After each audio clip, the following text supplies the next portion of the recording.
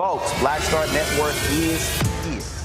Hold no punches! I'm real revolutionary right now. Support this man, Black Media. He makes sure that our stories are told.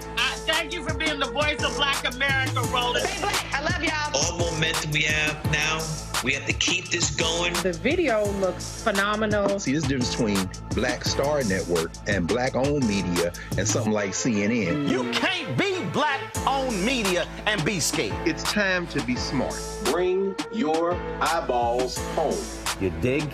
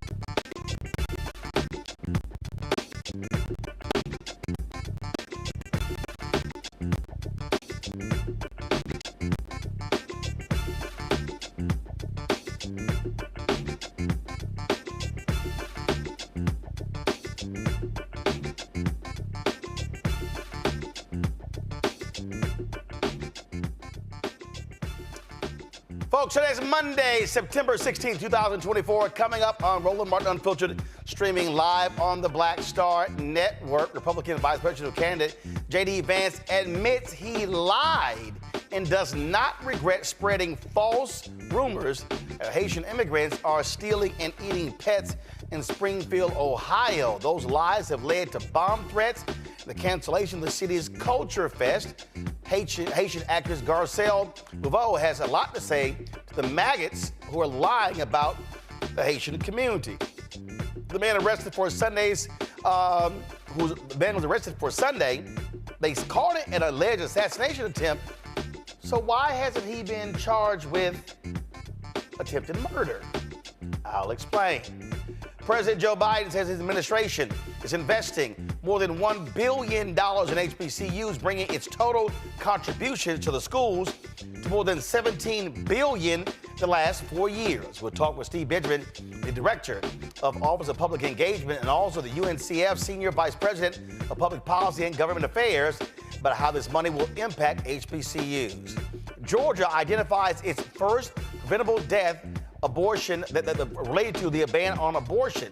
We'll talk to the senior editor of ProPublica who broke this story. And also, Tito Jackson, one of the brothers who made up the group, the Jackson 5, has passed away at the age of 70. Folks, it's time to bring the funk. I'm Roland Martin Unfiltered. On the Black Star Network, let's go. He's got it. Whatever the biz, he's on it. Whatever it is, he's got the scoop, the fact, the find. And when it breaks, he's right on time and it's rolling. Best believe he's knowing.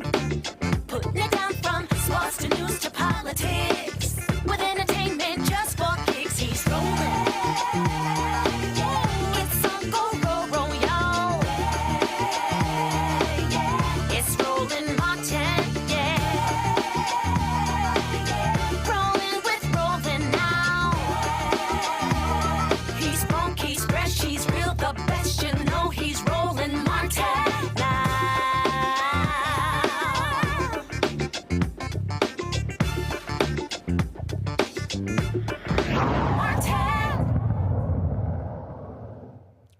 We always knew Republicans were lying about Haitian immigrants in Springfield, Ohio. Well, MAGA JD Vance was on CNN yesterday and admitted that he created the story about Haitian migrants eating animals. Listen to this liar talking to Dana Bash.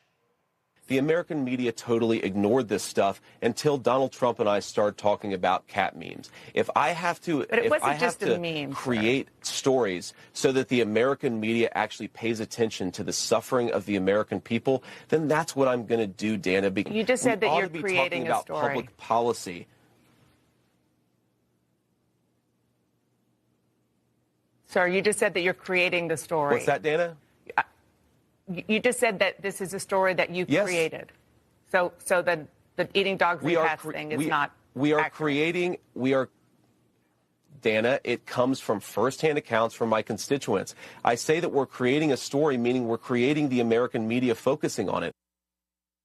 What a liar. Oh, it's coming from firsthand accounts, but they are lies. They are flat out lies, and that's what these maggots do. They lie. They repeatedly lie.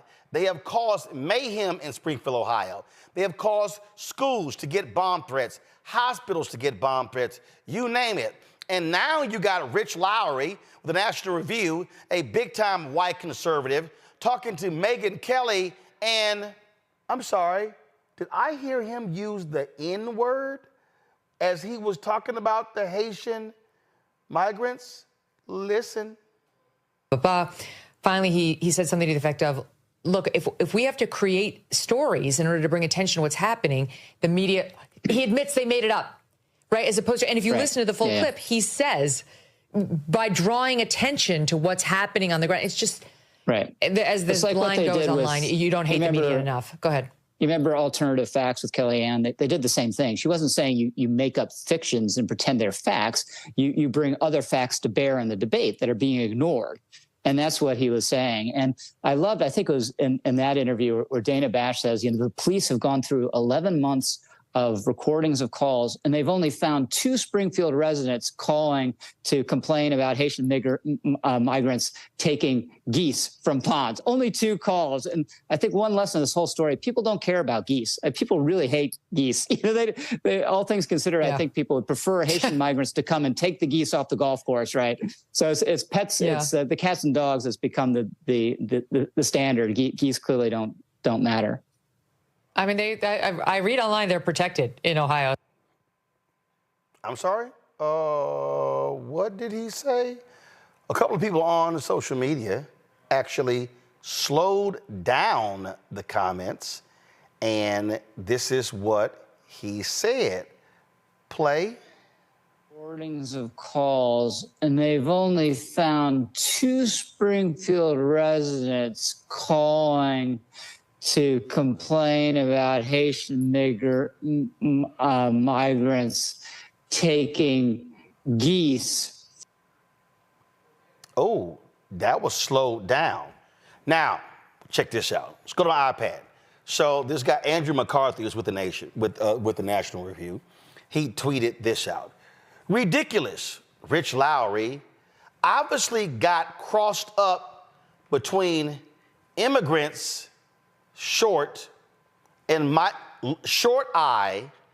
Y'all, look, he got crossed between immigrants short eye and migrants long eye, started mispronouncing migrants with short eye, instantly corrected himself with no embarrassment because it was patently a mispronunciation.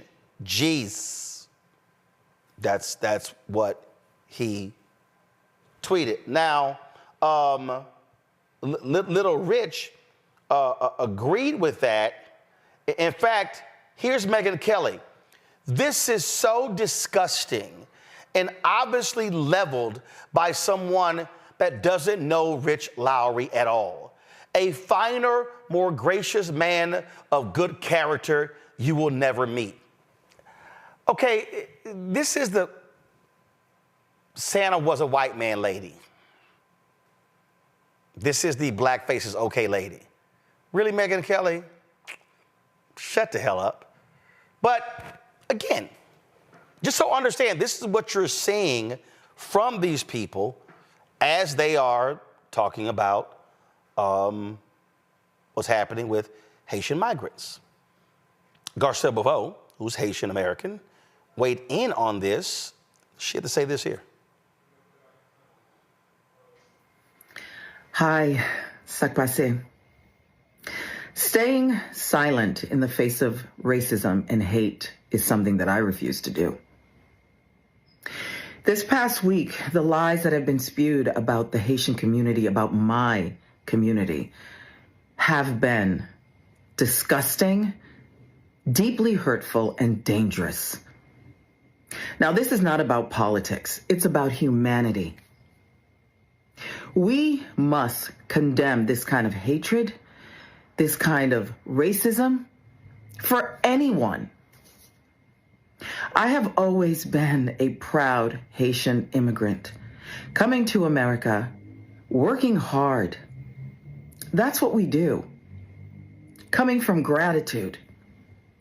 And I will not sit by and let people talk about my community in any way they want for their own gain. The power we have is the power to vote, to register and vote and stop this madness, this chaos. Haïtien, c'est pour nous sortir, c'est pour nous voter, c'est pour nous register, c'est pour nous parler avec tout le monde que nous connaissons qui ka vote. C'est là nous gain power. I am not going to sit by. It's just not okay to treat people like this. We're supposed to be uplifting each other. From our leaders to our neighbors. This has got to stop. And we have to do something about it. We can't just sit by. Thanks for listening. Register to vote. We have 50-something days. Go out and vote. We need to stop this chaos.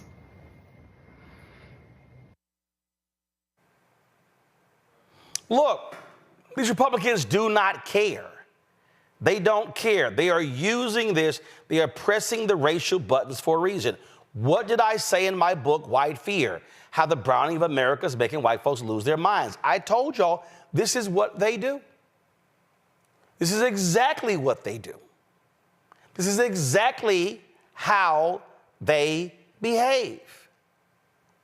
And so they want to draw Democrats in to have this racial conversation about, oh, they're bringing in these black people and sending them to red areas to flip them. What are they throwing out? They're getting welfare. They're getting government benefits. Do y'all see what the game is? This is how they play the game over and over and over. This is no shock at all. This is the game that they play.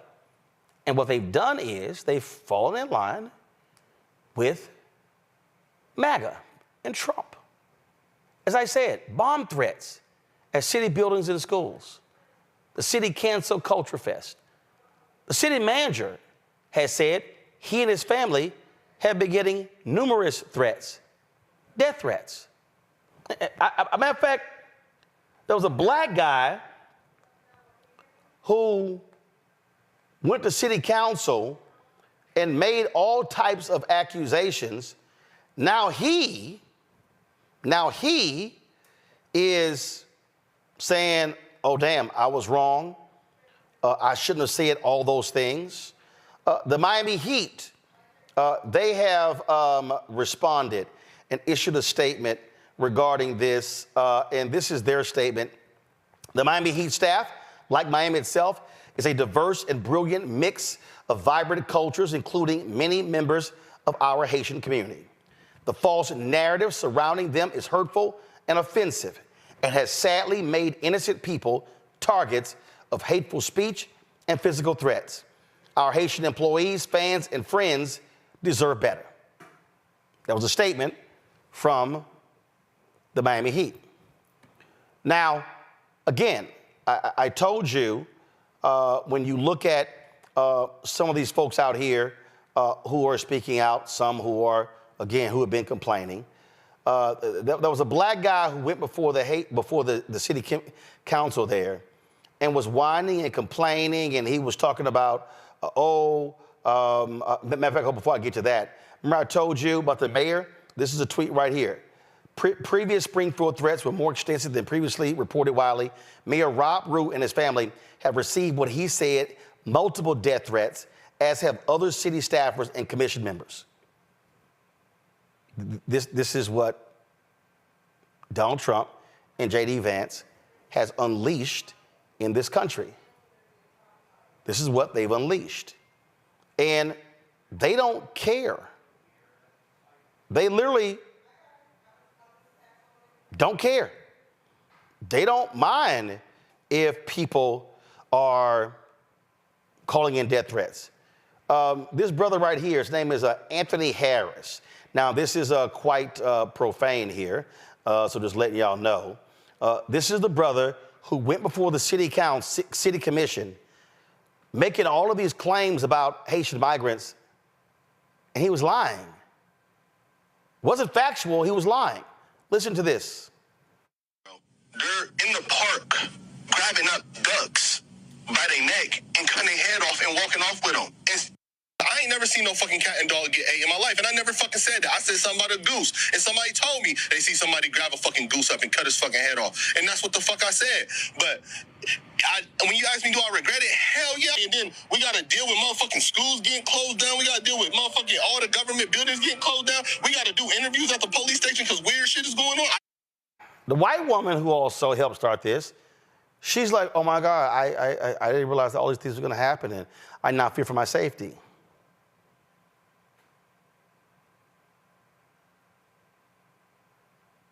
So you make up some bullshit about Haitian immigrants. Their lives have been threatened. They got to keep their kids home from school. They're scared to death of walking the streets. You got racists in there, Proud Boys showing up. You got folks, again, like I say, walking the streets, can't tell who the hell is Haitian and who isn't. They're attacking anybody and everybody, and now you sorry? Matter of fact, here's a video here of some of the folks there in Springfield who are not Haitian, who are talking about how they are being attacked. But I'm still a person of color. So when people come and look at us as a whole, I don't look any different from the next person. So people assume that I'm Haitian. Me as an African American, you know, when we're looked at like, well, I don't know if you're Haitian or not. So I just had a gentleman look at me, an older Caucasian gentleman asked me, how do you tell them apart? There's no way to tell us apart. No way than there is to tell Caucasian apart. Right. Until someone starts to speak. Right, you have to talk with them and get to know them. Right. And just... I have to say something. So American people, Asian people, at the end of the day, we're human first. So we're supposed to live together and don't be dramatic. So live together and stay cool. Because before Springfield was a nice place, quiet place. So I want my Springfield the same Springfield. You want it to stay the same way, just quiet and nice and friendly. Yes, right. Friendly. Right. Friendly people. See, y'all see what's going on here. But the racists are driving this. The MAGAs, the racists, Republicans, conservatives, they are driving this. This is all on them.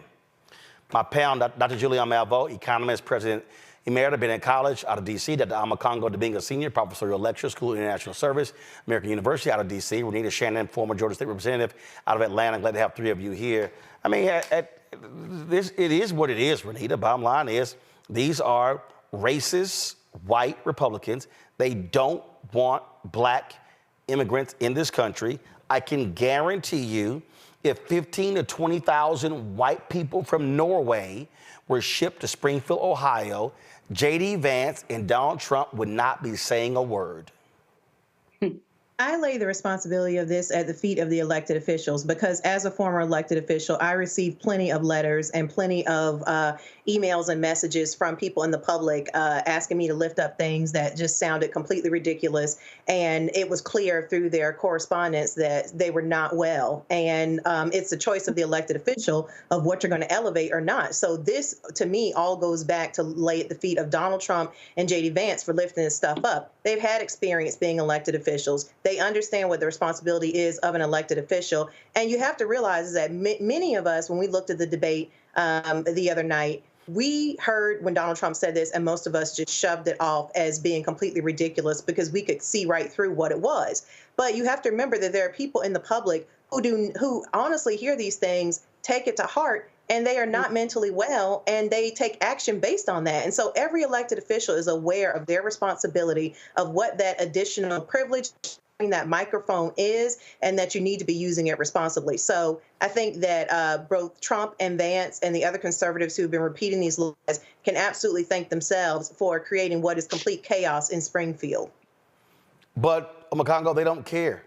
They know they are pushing the racist buttons of their followers. And you hear JD Vance, oh, if I have to make, if this is what gets people attention, so be it. They do not care, and they don't care if any harm is brought to these Haitian immigrants in Springfield.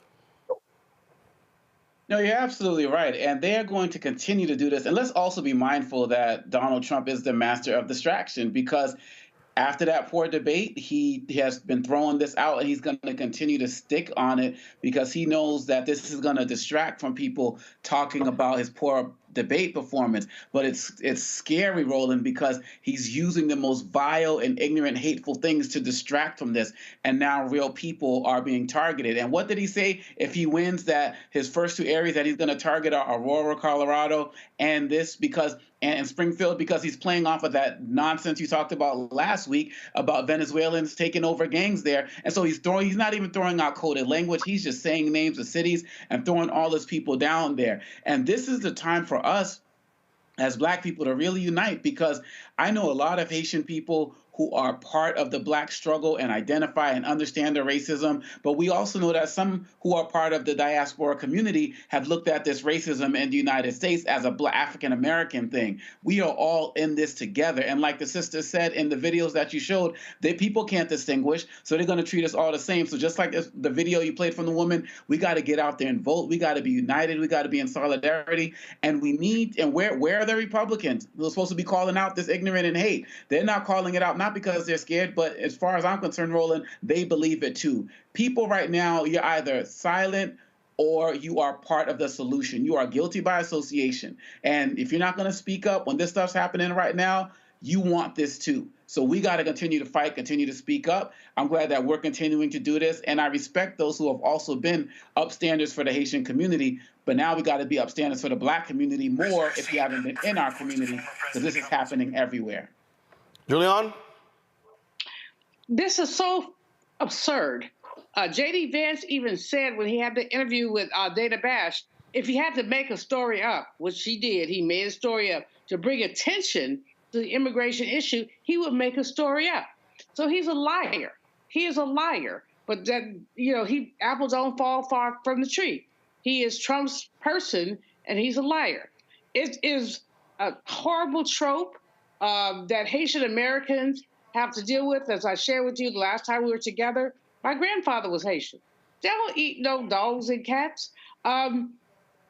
It's just, the absurdity is amazing. But even more than that, as Omekongo said, and as the sister in the video said, you can't tell a Haitian from a Black American. We all look alike. So what you really say is, let's begin to attack Black people.